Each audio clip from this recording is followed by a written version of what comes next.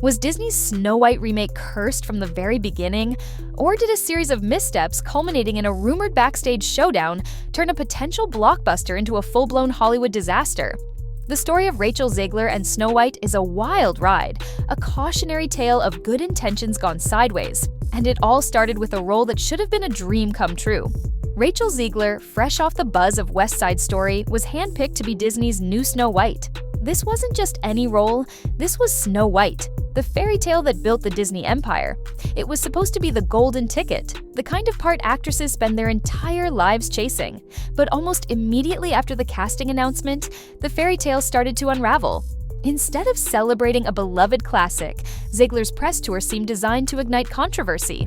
She took aim at the original film, calling Prince Charming a stalker, mocking the old-fashioned story, and proudly declaring that her Snow White wouldn't need a man to save her. The prince was out. The dwarves were, well, something else entirely, and fans started raising eyebrows faster than you can say poison apple.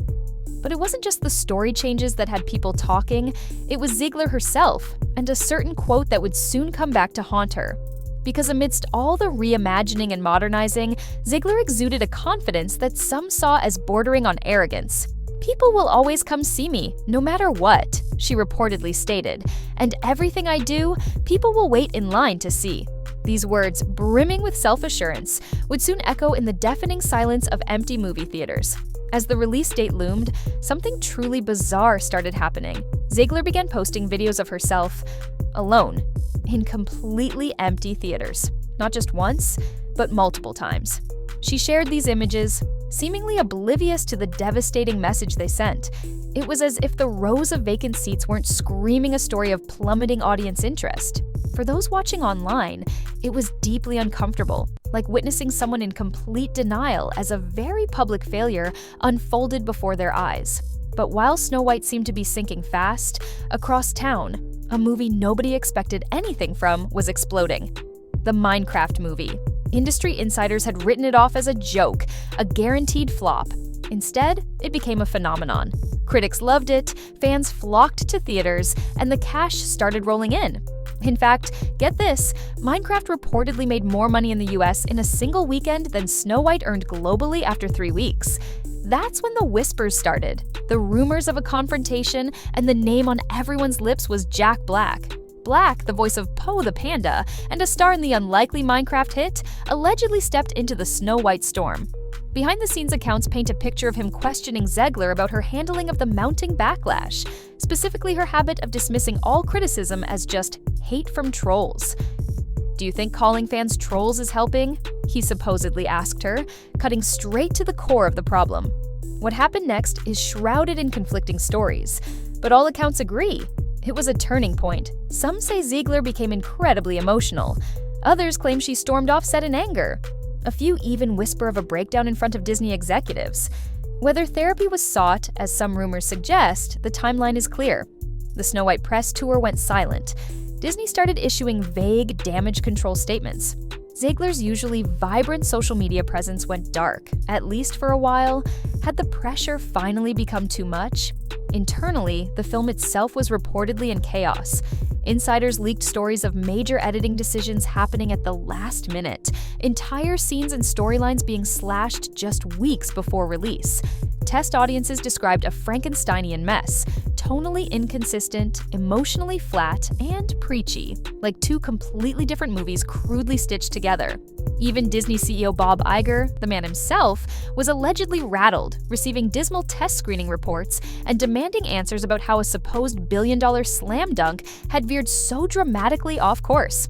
What was meant to be a sure thing was now circling the drain, and the contrast with the Minecraft movie was brutal. Because while Snow White was being slammed as a lecture disguised as entertainment, Minecraft was earning praise for being fun, silly, clever, and crucially, not trying to force-feed any message to its audience.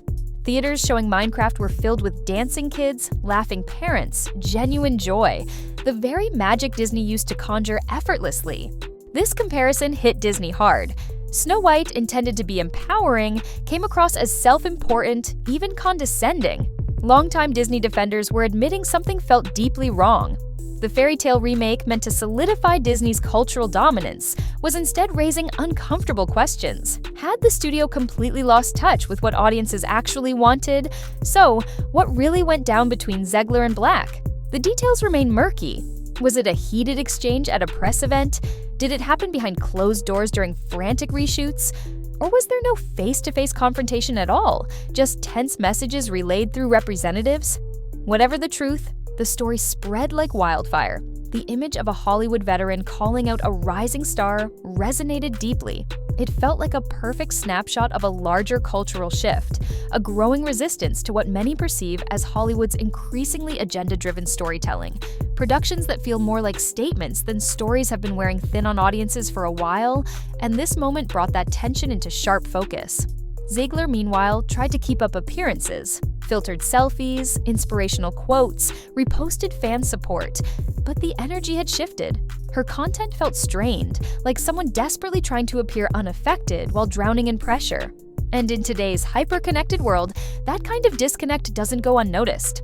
Online, reactions were predictably polarized. Some followers rallied to her defense, pointing to the impossible standards women in Hollywood face and the toxic nature of fan backlash. Others went straight for the jugular, turning her perceived arrogance into meme fodder.